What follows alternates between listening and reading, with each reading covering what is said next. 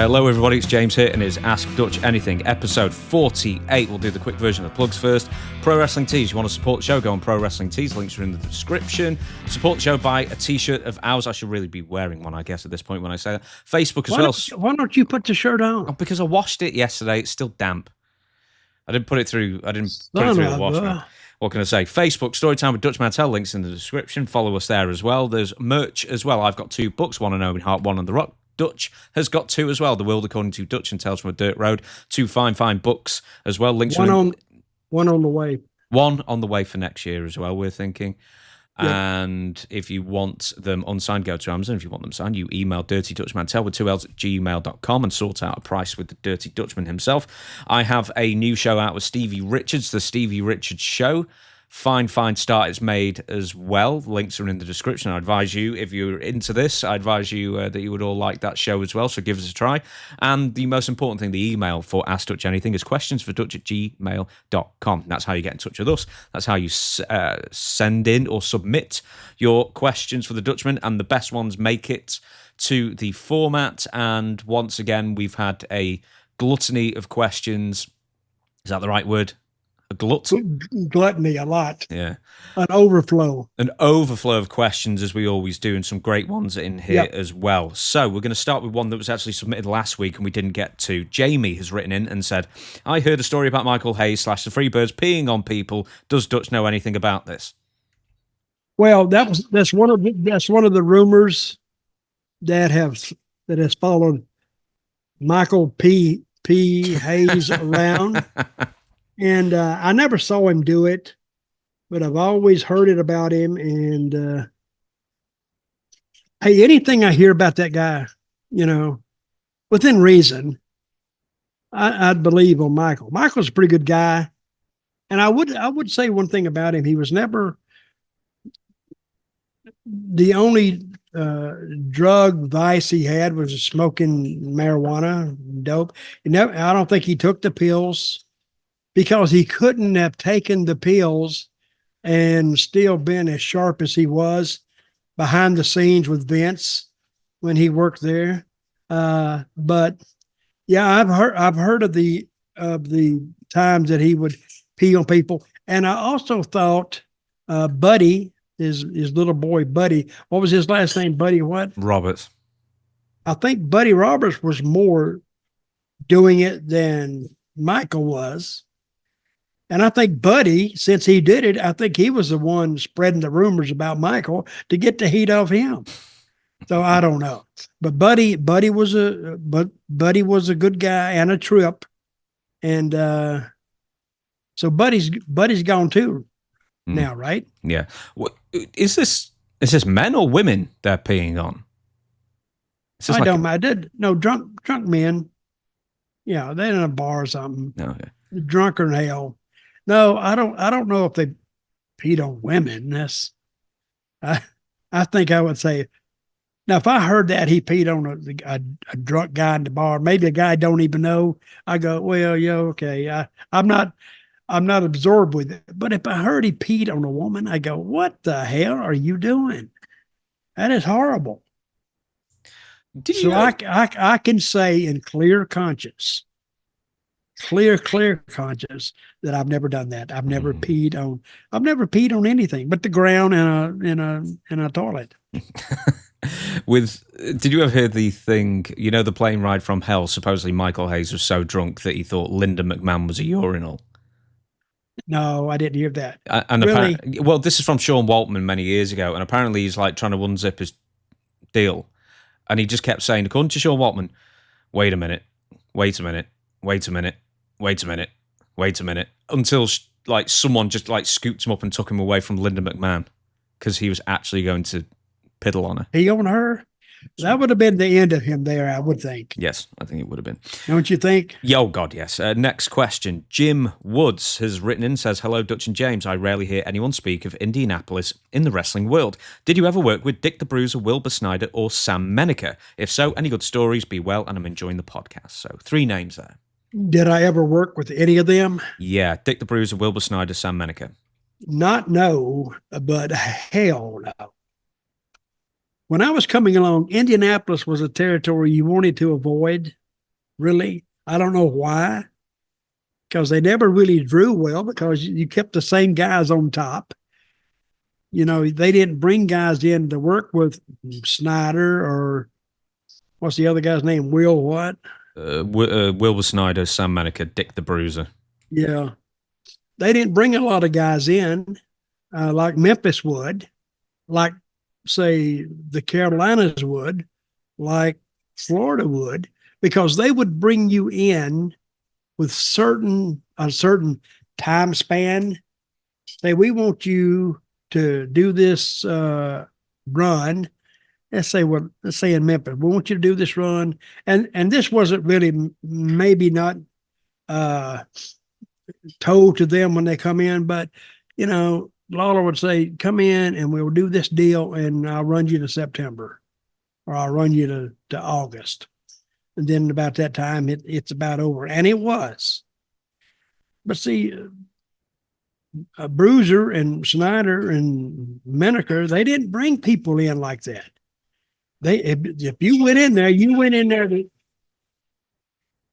Did you hear that? What was that? I think my daughter's trying to put something together in the kitchen and drop some stuff. I heard something. No, carry on. I think she's a little pissed off too, so pissed off at me maybe. But no, they didn't bring you in to go this long. Go that short a distance. They brought you in till they got rid of you.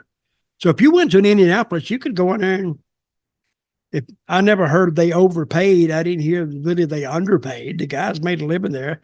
I never heard it was a place you would go that you wouldn't get paid, but you get paid. But you know, you didn't have a way to make that bigger money than what you were making. So why go? Did you ever wrestle in Chicago? One time. No, I didn't wrestle in Chicago. I managed in Chicago. I never wrestled there. Brutal crowd. Brutal crowd. So I went out there with, I forgot who I was with. I think I was with Bradshaw. Oh, so this is WWF then? Yeah. Well, I never wrestled there before, no. You see, you have a couple of outlier, I don't call them territories, but outlier towns, and they're all in the center of the country. Chicago is one because they book from everybody. They'll book from the Charlotte, the Carolinas territory. They'll book from Florida. They'll book from Texas. They'll book and Minneapolis. They'll book from all of them.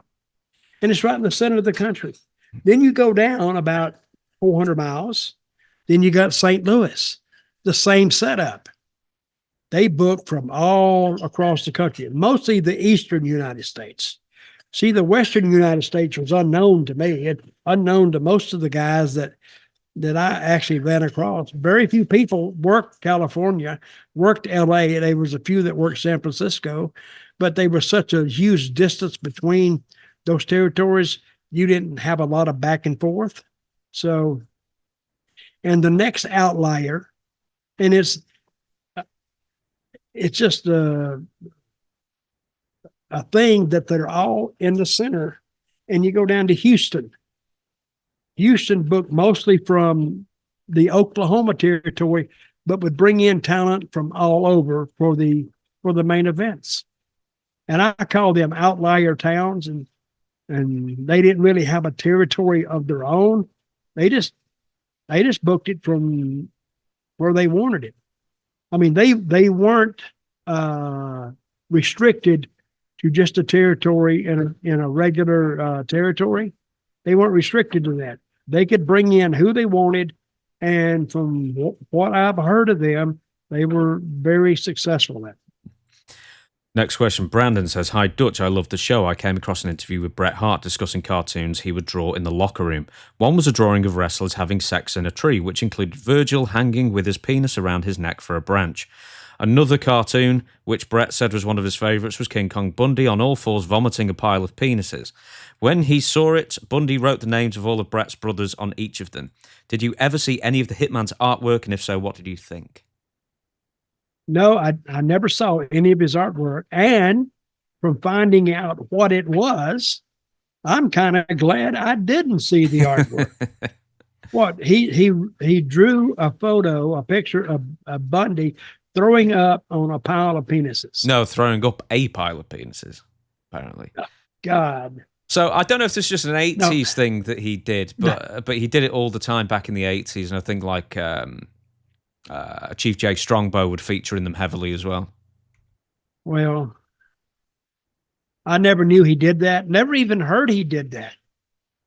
Till this fan wrote in and give me and I never even heard about it. How can I not even hear about it? I don't know. There you go. So, but if you say so, I guess you say so. But personally, me never seeing it, I never saw it. Next question. Mohammed from Sydney, Australia. After watching WWE Lost Treasures episode of Kane and The Undertaker, does Dutch have any of his wrestling attires from his career, or does he regret giving them away? So I think we've talked about this maybe here and there, that you're not very sentimental with stuff. You don't have too much from your career. No, I've sold some stuff, but most of the stuff I just gave away.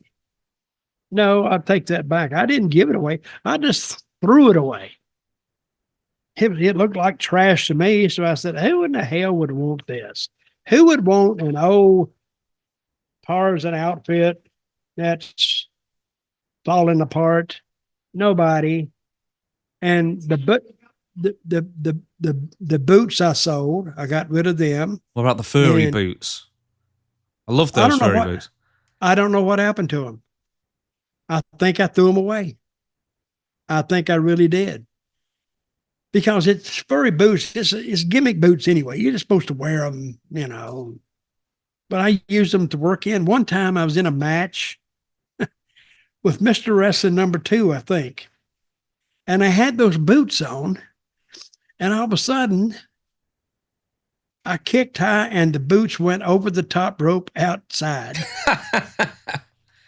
And somebody picked it up. I think the referee threw it back in. I put it back on. And then I think Wrestling 2 pulled it off and then threw it outside again, since we had a little gimmick going. And somebody else threw it back in there. And that was the theme of the match. I kept losing my boots. So, and they were loose anyway. I don't think they were made to work in. And the only reason I got them was because, you know, Brody used to have these furry boots that he would put fur on. But what makes those boots look good is because they go up about, I don't know, more than halfway up the thigh, up the thigh. If they're short furry, it looks stupid. But if it's long and furry, it makes the guy look taller, plus different. And that's what Brody would do. So I was trying to get something to look a little Brody-ish, but the wrong type of boots. Is there anything else that you've still got? I mean, like not like books or anything, but yeah, trunks. I would have to look. I have an old, and let me think of the name of this. It was an old booklet that you used to order wrestling gear from. It was 2 names, Carl and something or something like that. And it was made simple. So if you wanted to say some tops made like I would wear, called the Tarzan tops, well, you know, you just tell them what color and how you wanted it made, and they'd make it for you. Of course, if you just wanted it made just, you know, generically, that's what I would get. Then it got to the point to where guys wanted stuff to be made differently or per order, or they would go to Mexico because it was cheap there, and you could get a lot of great stuff in Mexico, especially mask. And you can still get mask in Mexico. Mm-hmm. If you want to get them, put them on. I might wear a mask here one day. I wonder, would anybody know who I am? Well, Texas Dirt. Yeah, but Texas Dirt, let me tell you about Texas Dirt's mask. It was an eating mask. And what it done, it comes down over your whole mouth. So actually, I could stick my mustache outside of it. No. Texas Dirt could stick his mustache out of it. Yeah, that's right. Not me. I don't know where that come from, but Texas Dirt could do it because I've never owned up to being Texas Dirt. a lot of suspicions about it, but I never, and I never knew who the guy was. He said I met him, and I've talked to him on the phone several times, but I don't know. He couldn't ever get me a pinpoint, a time or a place where we met. So I think he's full of shit. Next one, HJ. There's a bit of a long one, so bear with. He says he was told this following story from a mutual friend of Vince Russo's. So in 1999, Vince Russo wrote an outline for a story involving Hulk Hogan and Disco Inferno. At first, and I'll guarantee that Disco and Conan are going to be talking about this. At first, this guy didn't elaborate, and I assumed that the extent of the controversy was trying to get Mr. Creative Control to feud with the confirmed mid-carder. However, I misunderstood where this guy was coming from, and the storyline called for the two of them to team up, in quotation marks, both as a tag team and as a gay couple. Apparently, the idea... Hogan and... Disco. Go ahead.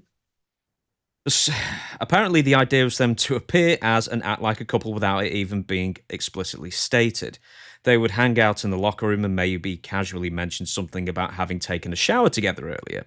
They would compete for and win the tag titles as a heel team and enter a feud with the Steiner brothers. The guy didn't say this, but I assume that the idea must have been to allow Scott Steiner to go nuts on the mic about Hogan and Disco's relationship. Oh, and the kicker is, the guy I was talking to was in favour of the storyline and cited the decision to not move ahead with this as an example of bad management and one of the reasons why the company went under. Have you heard of this Russo storyline before? And if so, what do you know? Also, had WCW gone ahead with this in 1999, what could have happened? I mean, WCW may have gone under even quicker. Yes, that's what I'm going to say. I don't know where this guy... What's this guy's name? He's identified himself as HJ. Hey, HJ, why don't you do this? Why don't you put that cup down of wine that you're drinking, or liquor, whatever you're drinking, put that pipe away, because I don't think you ever heard a story like this, because I never heard a story like this. This would have gotten out, surely, especially during the Hulk Hogan, the long verbal exchanges he's had, and Disco Inferno, his exchanges he's had. I do not put a lot of stock in this at all. They were going to, first of all, Hulk Hogan would never agree to be with a mid-card guy ever. How does that help him? Well, exactly, he did. He was feuding with Billy Kidman in WCW in 2000. Let me tell you, it didn't elevate Billy Kidman. It just made Hogan not seem as much. Mm-hmm. Well, he's not going to. And when was this? That was very shortly afterwards, in 2000. So we're talking WCW 1999 here. Okay, if I'd have been Vince Russo and I had suggested this, I damn sure wouldn't have suggested this after the Billy Pillman fiasco. That was horrible. Not horrible. It was worse than horrible. I don't think it happened. I think whoever gave you this story is full of crap. And, you know, every story you hear in wrestling, while they may be a basis for the truthfulness of it, this is not true at all. And I'm going to say, on a meter of 1 to 100, I'm going to pick the number that it's probably falls at 98. So I think it's can be written off. I'm going to actually forget you even asked me this question. And HJ, whatever his name is, don't ever write back in this program again, because it's full of shit. And if you do write back, we'll see right through it. Okay. You know that Russo actually did have a gay tag team in WCW around this time, Lenny and Lodi. So maybe it was originally Hulk Hogan and Disco, and they wouldn't go for it. Well, Hogan wouldn't go for it, apparently. And then so he ended up putting it on lower card guys.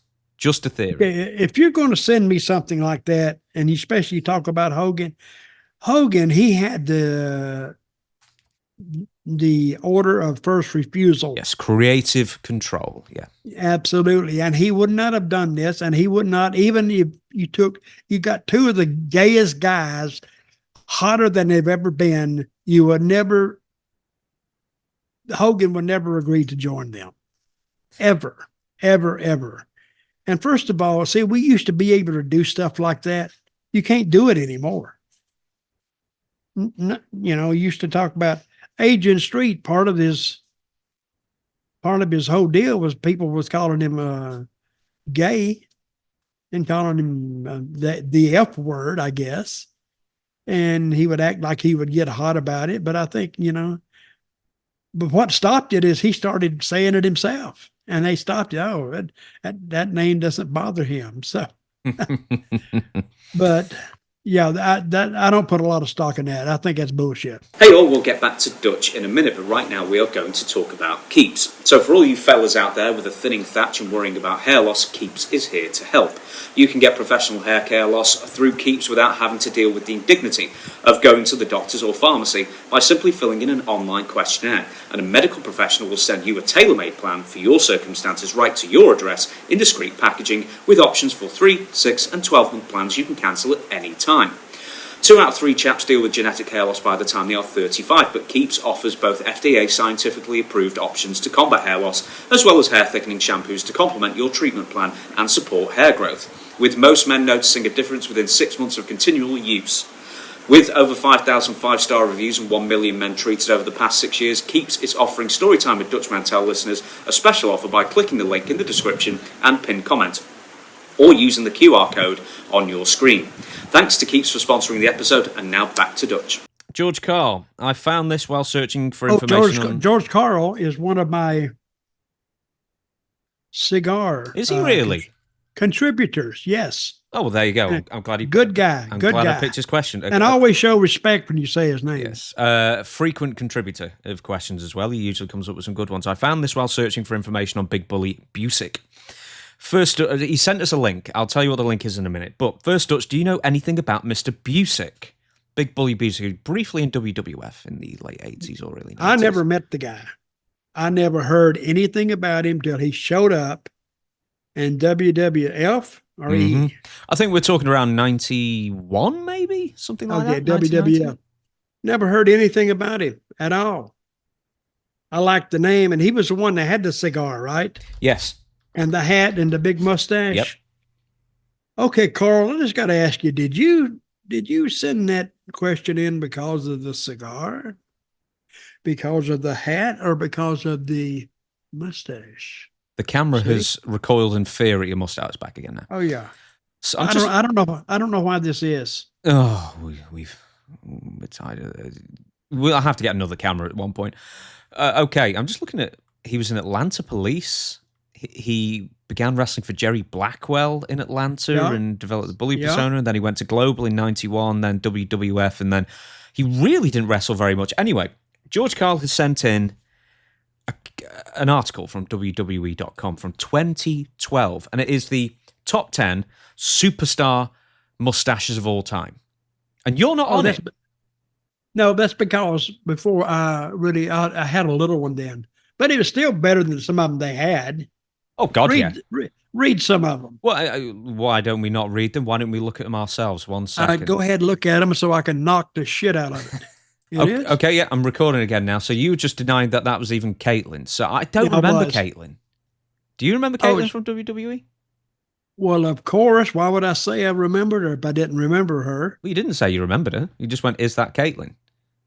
That's what I'm saying. Is that Caitlyn? Because I remembered her. Yes, apparently so. I think this was after she had already left the WWE and she had lost weight. She was heavier when I saw her. No. She was involved at this time. I don't think she left till 2014. So anyway, this is Caitlyn's top 10 superstar mustaches. So you're calling me a liar. Yes. Okay. So this is Caitlyn's top 10 mustaches. Now, this was in late 2012. This was written, and you were not involved with WWE at that time. No. So I think you fell by the wayside, where really you deserve a good spotted 1 or 2 at least. Number 10, Jake Roberts, and they've gone for the sort of slight handlebar version that he had in the mid 80s. Generic. Not a Magnum PI kind of thing there. Not as good. No, it doesn't have the Magnum TA. He had part of the royalty about him, and he was a takeoff on another Magnum character with a mustache. But, PI, yeah. And Jake's mustache is okay, but it was generic. Pretty solid though for a start. Ravishing Rick Rude, iconic if nothing else. Yes, it was. I like that. He just had the top mustache, and he had a top lip that it fit. See, if you had a different type lip, it wouldn't fit. See, a lot of people don't know this about mustaches, but actually, I have an underbite. So actually, when I grew the mustache, it was to kind of cover that up. And I've had it all. I grew it when I started wrestling about a year or two. I started growing the mustache, and that was to cover the underbite or the overbite, which one it is. But very good mustache. I would give that an 8. Ah, right. Well, we're rating. So 8 for Rick. Jake. He gets about 7.5, 8. 7. It's good. It's good. Have you ever seen Rick Rude without a mustache? It doesn't look right. No, I've seen him without the mustache. When I first met him, he didn't have the mustache. Yeah, it doesn't look right on him. But Rick Rude, I got to when I first met him in Memphis, I got to talking to some people about him. Hell, I didn't know it. He's one of the toughest son of a bitches they were. Hmm? Oh, he was, and he used to be friends with all the Minnesota crowd, the Road Warriors, the Kurt Hennig, Scott Norton. he was friends with all of them, and they all ran around together. But one guy that was telling me, he says neither one of the Road Warriors would mess with him. Because what he had like just a punch. And when he straightened that punch out on you, you could forget it. So, and apparently he was the roughest, toughest one of all of them. So they all steered clear of Mr. Rick Rude. Mm-hmm. So, I was, when he came to Memphis, he was greener than grass. And through, a little work, and I had a lot of matches with him. He wasn't stiff, but he wasn't, he hadn't bought into the personality so much. And he didn't have the personality then. But I gave him a little bit of the personality then. I didn't say I came up with a gimmick, but I said, you need to be a little more, let your personality play more out. And he started doing it.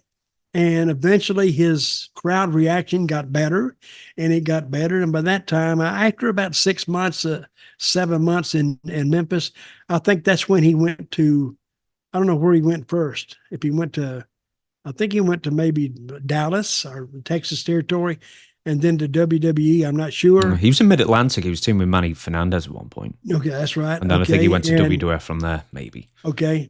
Well, he had what was necessary to go to these other territories, and sad what happened to him, but I like Rick. Rick was a good guy and funny as hell. You should have also said that you told him to grow the mustache. Then that would have been thematically. Wait a minute.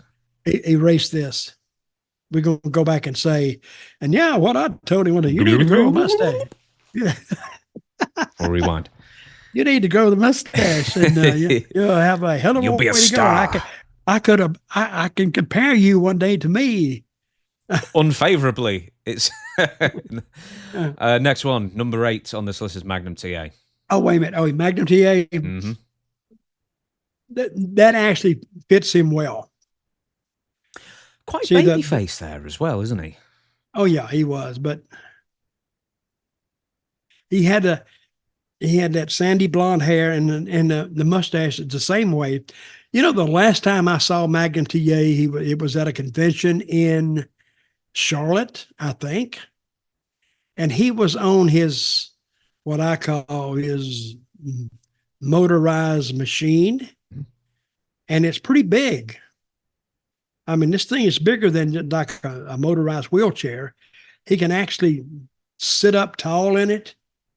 And so when he talks to people, he's about not the same height he was, but pretty close. And I've never seen it's got to be expensive, because this almost has to be tailor-made, because it's has 4 wheels, and he can sit up in it way high and move it around. So, and he remembered me, and he come to my table. He said, "Hey man, what's going on?" And And the fact that he remembered me from the Carolinas it actually made me feel good. He come up, we talked about 15 minutes. And he said, well, I got to get back to my table. I got to sell some stuff. And he was a good guy, a really good guy, and drew a ton of money in Charlotte. And guess who he drew a ton of money with? The Iron Cheek. Ric Flair. Of course. Yeah, Rick's got to be in there somewhere. Yeah. The eternally mustacheless Ric Flair. Oh yeah. Now this here, the Cheeky baby, it's too much. Cheeky's he's too much. He almost got me killed in a bar one night, so I had to get out. We told that story, him and Sid. So ever since that time, and I still have a story that I haven't told about him that I don't know whether to tell or not, which I think I won't tell. You don't even know it, James. So, but I would give that one very Middle Easternish. But the thing is, that was part of his character. Everyone else just had a mustache, but this one. And well, I mean, it's still Middle Easternish. No, I know that. I'm saying, does he get extra points because the mustache was part of his whole integral to his presentation? In fact, no. All right, rank him. I'll give him I'll get on that one. It takes a lot of care to do that. I'll give him a 7. We didn't do Magnum. Give that a rank. Oh, I'd give a 7.5. Okay, so around Jake Roberts' thing. Next one, Mean Gene Okerlund. Look at that. Oh, please, man. This is like, Gene, you're like 1960. What's that guy's name? Eric? No. What's that guy's name that had the mustache back in those days? He's a movie star. What was his name? Errol Flynn. Errol Flynn. Very Errol. That's not Errol Flynn. His was a lot thinner, wasn't it? It was a lot thinner, but what I'm saying, James, if you'll listen and let me get it out for our fans that are listening, it's a little thicker than Errol Flynn's. Errol Flynn he had it shaved down and cut. Errol Flynn's, actually, his mustache required more attention than this one does. I'm trying to look at this, right? You know what shape it looks like to me? I was trying to think out exactly. Does it look like a broom? Is it nasty? It looks like a coat hanger. He's got like an exact coat hanger shaped mustache, which is amazing. Well, it does. And you just run the hanger up through the nose. Mm. Yeah. Then you can hang the suits that he's wearing on it. I'm going to give this one, and I love Gene. I'm going to give it a 6. That's what I'm going to give it. I thought you were going to give him less than that. So, Hulk Hogan. Iconic, if nothing else. The Fu Manchu. Yeah, bullshit. I don't like the thing. He's got it coming down halfway, and, I never really got but without that mustache, you'd have to see part of his face. So it worked for him but did he ever think about turning it up at the bottom? Did he ever think about that? No, he didn't. So, but I'm gonna give that a 6 too. Okay. Have you ever seen him, Hulk Hogan, with that mustache? Oh, here we go. Rick Steiner. Years ago I did, but he was a young Terry, what was his last name? Boulder, I think he was going as at the time, wasn't he? I was going to say Terry Runnels. No, her mustache. No, it doesn't. Yeah, her mustache was something. Yeah. Oh, Rick Scott. Scott Steiner. Rick Steiner. I'll get it if it give me enough time. That's a pretty serious mustache. The connectors. That's very good. It doesn't connect, but they make it seem like it does. I mean, like for a lot of people who growing a mustache like that or a beard or whatever, that's the hardest bit, isn't it? Well, you just got to get it. When you start growing it, you get I guess most guys start growing it, they cut around what they want to, and then it just fills in. But it's dark and it's thick, and I'll give that a 7.5 too. Mhm. Maybe an 8. Triple H with the Lemmy style friendly mutton chops kind of thing. Pathetic. That is not a good mustache. Because it makes his bottom lip look bigger. And it makes actually when you see this picture, you think of a movie character, and he's got that damned hammer with him. So what the hell? Maybe he was an executor. Hmm. You call it the executor? What would you call that? He puts people and hangs them and hits their heads and stuff Oh, like yeah, that. I know. The word has dropped out of my brain. Okay, but Executioner, you mean? I give it 6.5. Bret would give it 4 out of 10. Number 2, Ox Uh, Baker. uh, I'm gonna give that one. What did I give Rick Steiner? I think the highest you've given is an 8 out of 10. Ox Baker. I'm gonna say an 8.5. Really? I thought you'd be more generous on that. Well, I stole it from him. And number 1 in this list, Big Bully Busick that we discussed before. Very, very impressive mustache. But still. But see his face, it fits that mustache.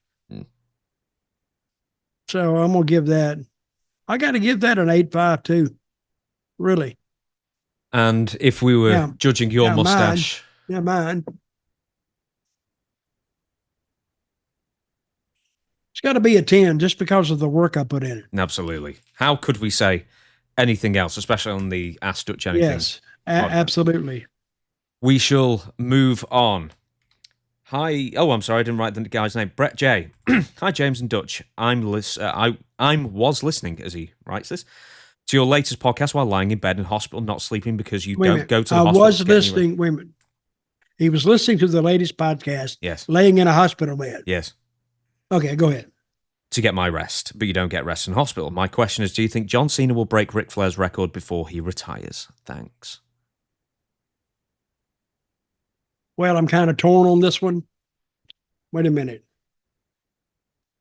I got to do some deep thinking on this. With that 10 out of 10 mustache. Oh, yes. Will he break it?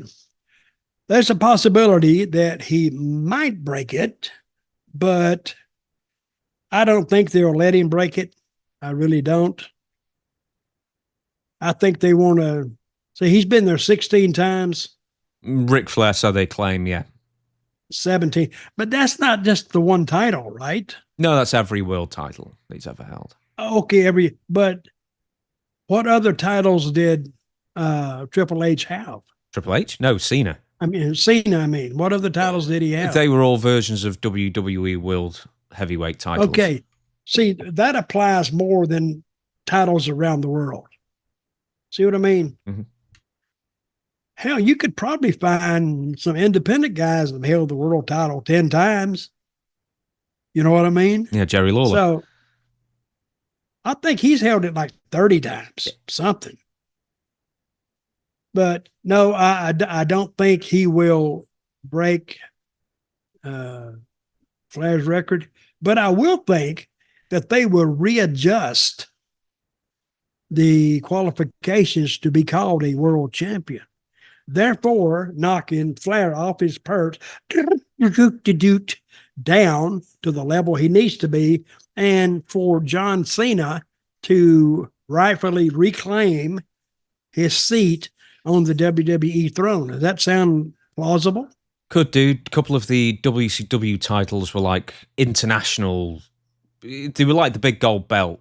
There was at one point when WCW and NWA had separate belts and WCW, and there was two. Anyway, it was called a heavyweight title.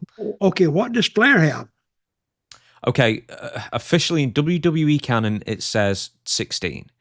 My research, I think it's 23. So he actually had a lot more. Of all the belts? Of all the belts, NWA, WCW, WWF, and WCW, like international, whatever that was. Okay, what does Flair have in WWE? Of WWF titles, 2. I don't see how he. And Cena has all of WWE titles. Yeah, 15 or whatever it is. It's too much. I'm not gonna.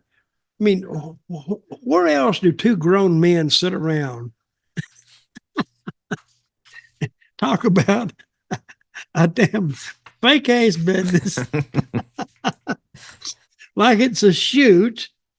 Oh, so I could actually say anything, yeah, and be considered plausible. That's twice I've used. I was going to say, word. where else do two people talk about this? There are a lot of podcasts out there that I promise you people have talked about this on, but we've got a lot of questions to get to. We're going to move on. Yeah, but they didn't talk about it in the depth we talk about it. They'll probably spend an hour on it. Really? Oh, God, yeah. Oh, God, yeah. Who listens to that for a damn hour? Listen, if you were going up and down the road years ago and you stayed on one topic too long, somebody'd say, God damn, man, talk about something else. We're tired of that shit. Can't you talk about anything? And the guy said, oh, yeah, I can talk about something. Then he'd talk about something like Barry Horowitz. You know what he talk about? Go on. The good food he ate that day and what he had. And so that's another thing. It's like, why talk about food? It's like you didn't taste it. No, well, he wasn't talking about what it tastes like. He's talking about how many calories he took in and how much fat it has in it. And the car would look like this, like, oh, God, here we go again. So, all right. Jack, I told it on you, so get mad about it. Next one. Andrew Gladstone, Australia. Hey, Dutch and James, I realise that this isn't a politically correct question, but I have a query about Tiffany Stratton. You might be able to phrase... Wait a minute. Now watch how you talk about Tiffany Stratton. Are you a fan? Oh, big fan. Yeah. Hey, me too. I'm a big fan of Tiffany Stratton and Chelsea Green. Yes, absolutely. Big fan. You might be able to phrase this to be more suitable for modern audiences, but we're going to go with this fella's phrasing anyway. Are female talents encouraged to get breast enhancements in WWE? How much boob is too much boob, as shown on by Titty Time on SmackDown? I mean, they're almost always oiled up and half out of for the PG era.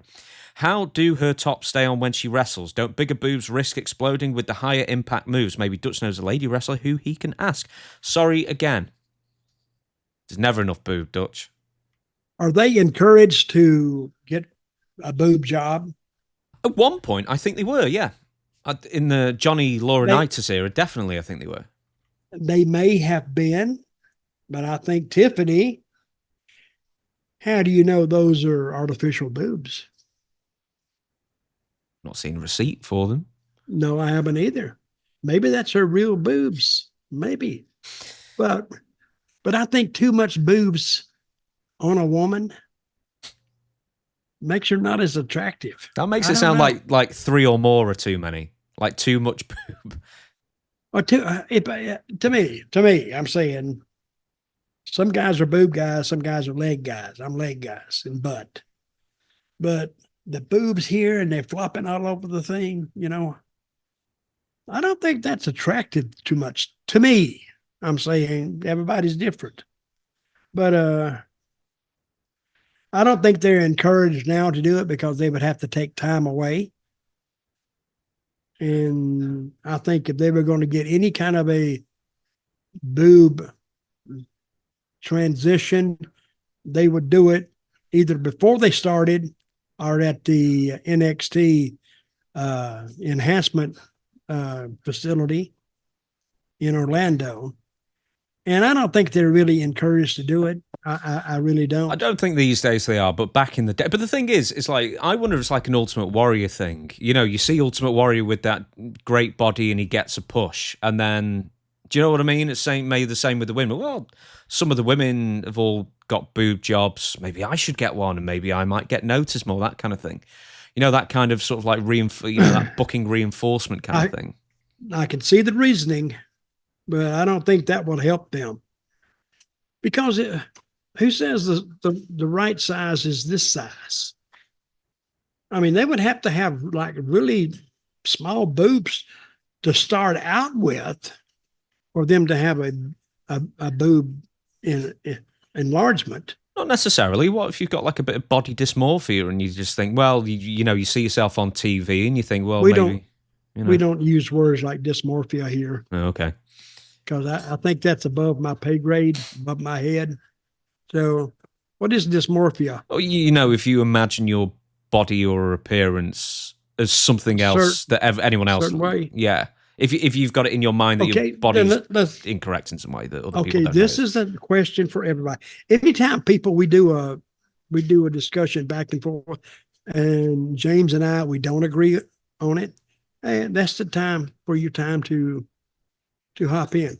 Do you think Tiffany Stratton has had a boob enhancement surgery? Let me have a look. And we won't say to make them bigger. They could have made them smaller. It's less likely. Let me have a look.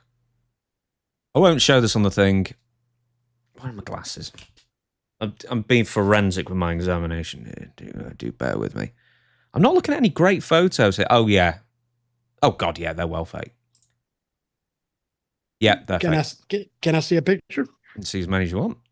Just one sec. Okay. I've got some photos up. I'll just put this over here. In my opinion, there's a good one. Which one? The one I've just pulled up there.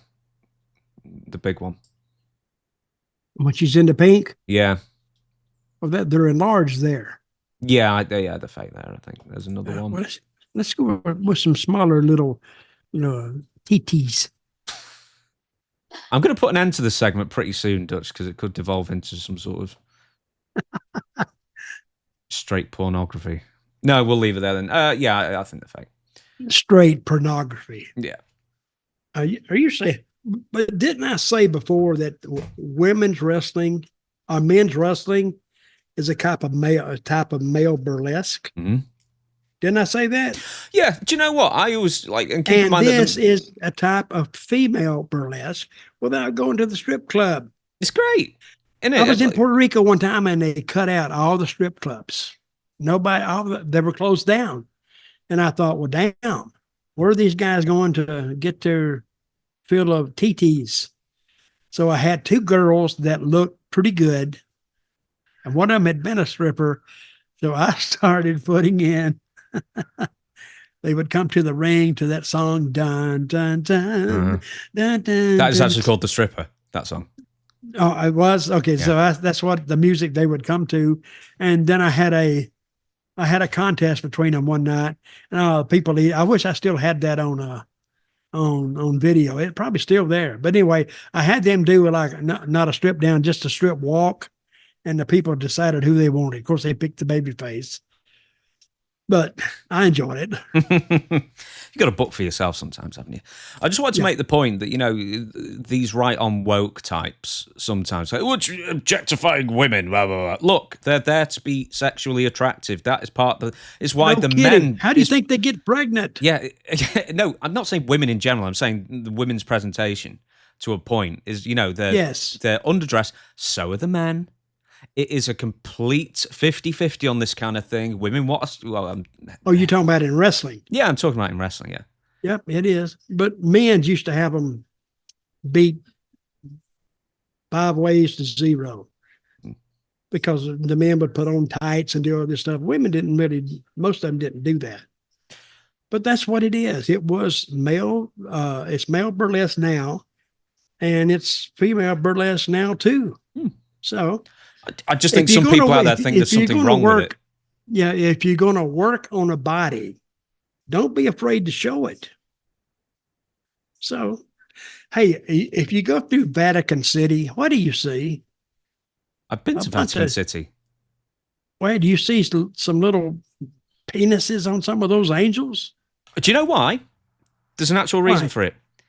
I read something the other day about it. Because having a little tallywhacker, having a big old sausage in the old days was a sign of manhood. No, evil. Was it? Yeah. So that's why all the heroes had little small, like little acorn winkies, because they were the heroes. Yeah, that was seen as heroic. Yeah, they were no balls type people. Oh yeah, exactly.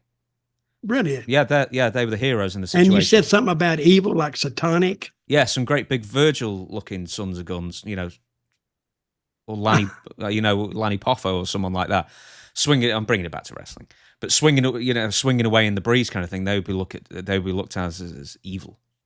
Apparently, I have read that. So there you go. So at least we're reading the same stuff. But that might be a problem with reading the same stuff. Right, I'm going to move on to while you battle with the camera. I'm skipping a few questions here. I wrote down quite a lot, but you wanted to talk about this one. Joe from Boston writes and said, on Mark Calloway's podcast about The Undertaker and The Godfather, shared a story about The Godfather wrecking The Undertaker's car trying to get back to Nashville from Memphis in the middle of a snowstorm. The Undertaker says also that himself and Dutch would drive with him sometimes. Does Dutch have any good stories about driving with The Undertaker? Oh, I have a lot of stories about driving The Undertaker, but I think I've told most of them. So I've told that where the cop stopped us right out of Kentucky. Yes, you did tell that one. Told that one. Yeah. Told that one. We were leaving a parking lot one night in Evansville, Indiana. And this guy got beside the car and he said, "Hey, you piece of crap." He's talking to me and Undertaker. He said, "If you get out and I'll do this and I'll do that." And I said, "Man, go on." And he kept on. Mark lost his temper and he went, "I'll get that son of a bitch." He opened that door. That guy was gone. He was on the other side of the car. When he got out, the guy took the hell off. So, Mark, if, people standing there, why would you be so stupid to talk into a car? And he was talking to me, I guess. But when that big guy got out, you had to think that might be a possibility. Why would you even do that? So, and if he'd have got out, Mark would have, I'm glad he didn't, because Mark would have he had hit him one time, knocked him out, and he had hurt him. Then he'd have probably been arrested for assault. So, but anyway, yeah, he used to ride with us, and we'd get in the car. And when you put Undertaker and Godfather in a car together, it's pretty well packed. It pretty well is. And then if I was driving, we'd had to take my car because Undertaker had a little bitty, it was one of the smaller cars, Escort. He had an Escort. He had a Ford Escort? Yeah, that's what he had. Oh, my God. And I ended up with it.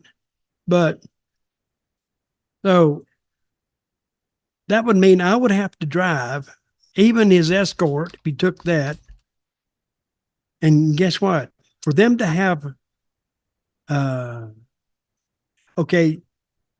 Godfather couldn't sit behind Undertaker. Dutch, you've muted yourself. How have you managed that? I don't know. How'd I do that? One sec, we have to pause.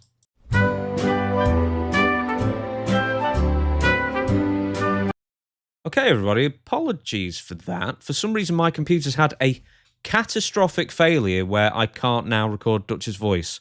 And I wasn't... just in the middle of that story, I just couldn't hear him anymore. I don't know if it's the headphones that just broke or if it's the computer that's just stopped registering his audio, whatever it is. But in the short time that I had left, and I've got to go now, I can't fix it. So he was halfway through a story about Undertaker driving a Ford Escort. And then we were going to launch into a story about Godfather, where he got the Godfather name. But now this is going to have to be a teaser for next week. So I'm very sorry about that, everybody. We'll figure it out for next week. I mean, we're going to have to. But for now, I guess, we the people. See you on Friday.